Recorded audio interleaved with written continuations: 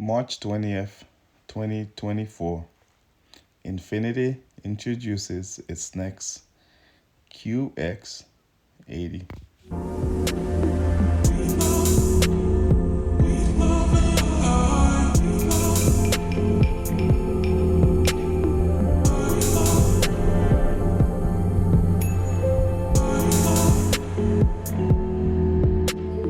From the illuminated logo to connecting daytime running lights, a massive grille, divorced headlights that sit way in the corner of the bumper, blacked out pillars, 22-inch wheels, tail lights that consist of 300 individual LEDs.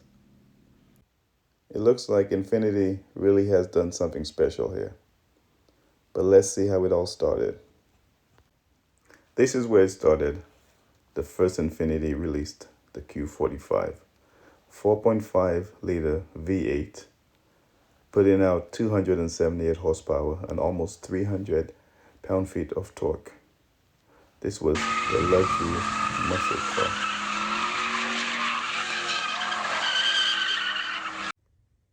I had to go to the archives. This was my first generation Q45. I also owned a second generation Q45. They were available from 97 to 2000. The third generation was available from 2002 to 2006. But it never grew on me. I never liked the styling.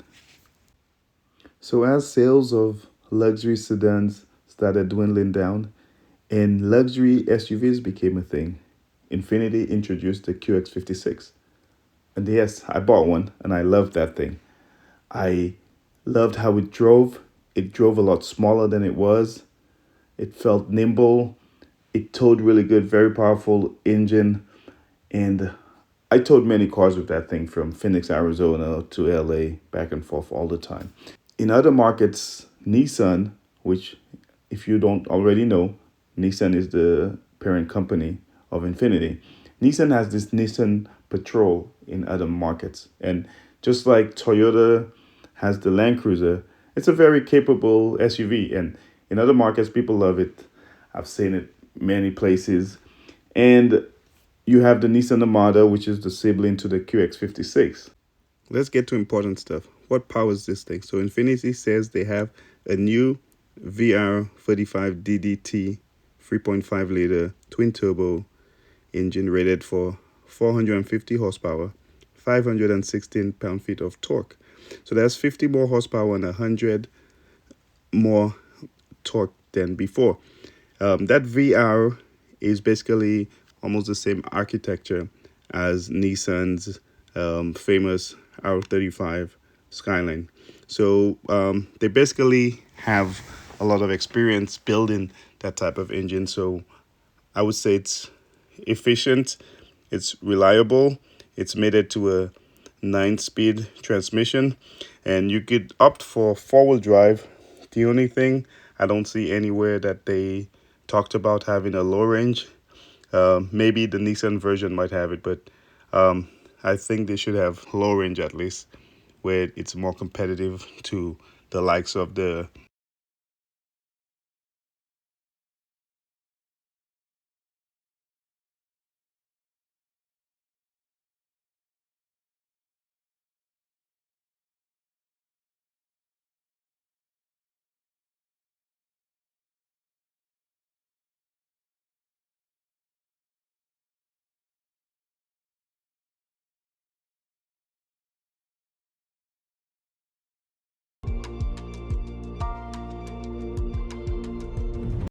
An engine this powerful, beside the dynamic digital suspension, makes for an incredibly smooth driving experience. On long drives, this is what counts. Heavy traffic, unfamiliar routes, tricky parking. The QX80 is prepared for it, which helps put us at ease. And it thinks ahead. If it detects a slower car in front of you, it'll help navigate a lane change to maintain your speed. The Infiniti design philosophy focuses on how we experience the vehicle, how things appear to the human eye, or how textures feel under your fingertips. These are some of the elements that make it feel so good to be in. The attention to detail is surprising, but never overwhelming. The QX80, it's truly meant for all of us. We love to go out with friends, so a vehicle this size is key for everyone's comfort. From revealing door handles, exquisite taillights, a grand grille, interior that treats up to 8 passengers like royalty, touchscreen controls front and back, speakers in the headrest so you can make calls privately. Seems like Infiniti has thought of it all. With 4 specific trims, it seems like Infiniti has moved up market. Prices top out at well over $100,000. I think it's well worth it. Thank you. Like and subscribe.